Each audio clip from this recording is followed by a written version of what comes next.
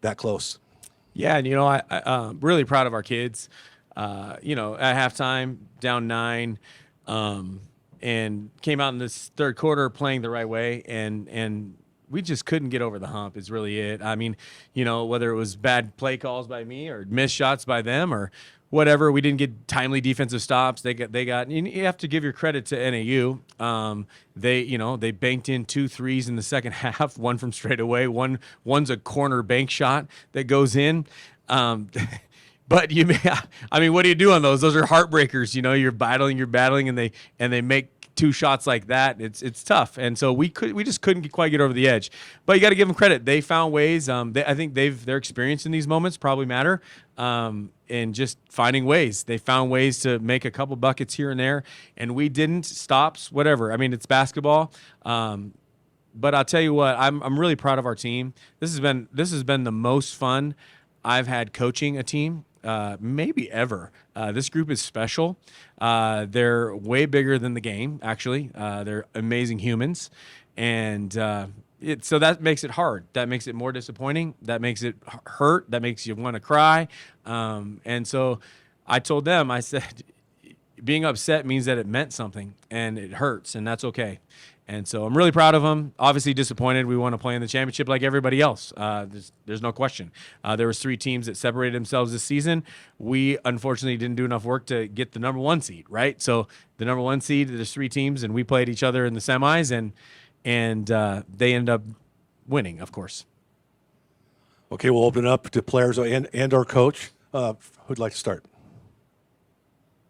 Andrew Houghton, Skyline Sports. Gina, coach talked about it in there, but you cut it to 1, you cut it to 2 in the fourth quarter. You're never able to bring it back to a tie in the fourth quarter. What makes that NAU team so difficult to come back against, and just why weren't you able to get over the hump? Yeah, I mean, obviously, like Brian said, credit to NAU. They hit some big shots, and we didn't. And, similar to us, they have weapons all over the floor, which is hard to guard, but I think a lot of it was also just on ourselves, our execution. Some plays, some shots that didn't fall. I think there was a lot that we could have done ourselves to really get over that hump, and we just didn't execute down the stretch.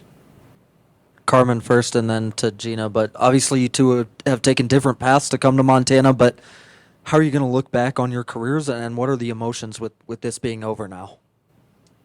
For me, I just have nothing but pride and gratitude for everything that the university and the women's basketball program has provided me.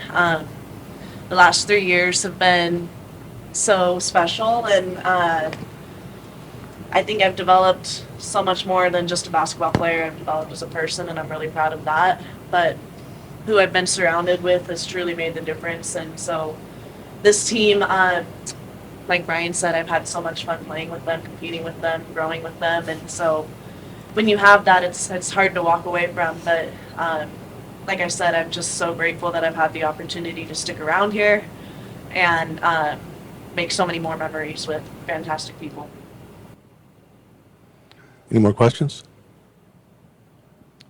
For both players, just what do you feel the state of the program is as you leave now, and what do you kind of foresee as the future of the Lady Griz with Brian continuing to lead the way? I mean, although we didn't, reach our main goal, I think we had a great season. We broke a lot of records. We had a 20-win season, which hasn't happened for a long time, and I think there's obviously some room to still grow, but I mean, this program is just keeps continuing to go up.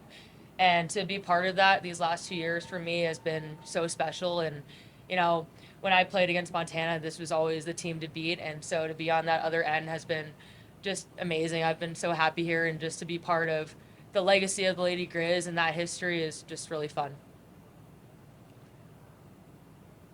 I feel like Gina hit that on the nail. Yeah, she comes from a different story, but I've been here through kind of the lowest of the lows, and now we're trending upwards, and I have a lot of confidence in Brian and the coaching staff, not only just from what they've taught me, but the type of people that they recruit, the type of people that they develop. And so I mean it when I say that I'm surrounded by incredible players and incredible people. I've made some of my best friends here, and some of the best memories, and so that truly makes a difference. And yeah, lots of credit to Brian and the rest of the staff, because they make this a place where people want to ride out there for 5, 6 years. And I wouldn't have done it any other way. I would like it to note too that I think we're not done. To be honest, we've done enough, in my opinion.